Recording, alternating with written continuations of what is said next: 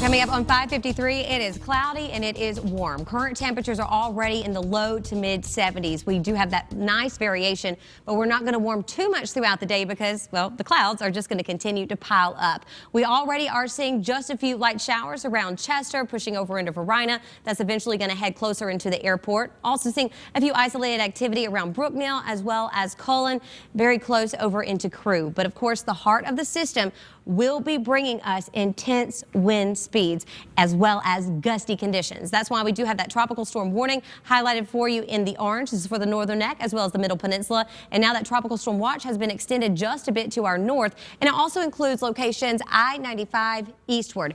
Just because you are not under a warning or a watch does not mean that you are exempt from the winds.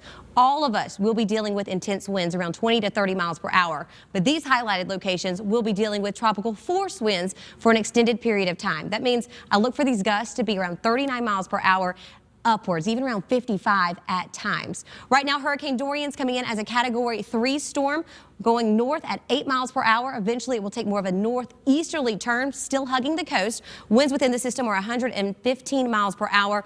Models are really indicating that we could potentially have an Outer Banks landfall as we go throughout this evening and overnight hours. So that's something I'm going to continue to keep a very close eye on, because look how it just goes right over Hatteras.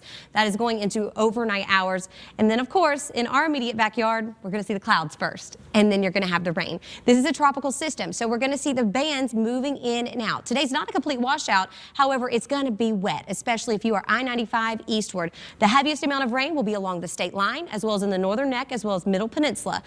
Everyone else, you'll see around a 1/10 to a 1/2 inch. But if you are along the coast, some of you could receive upwards of 4 inches, such as down over into the Norfolk area. So here's a look at the potential rainfall. You can tell it's a very sharp cutoff because it's a tropical system.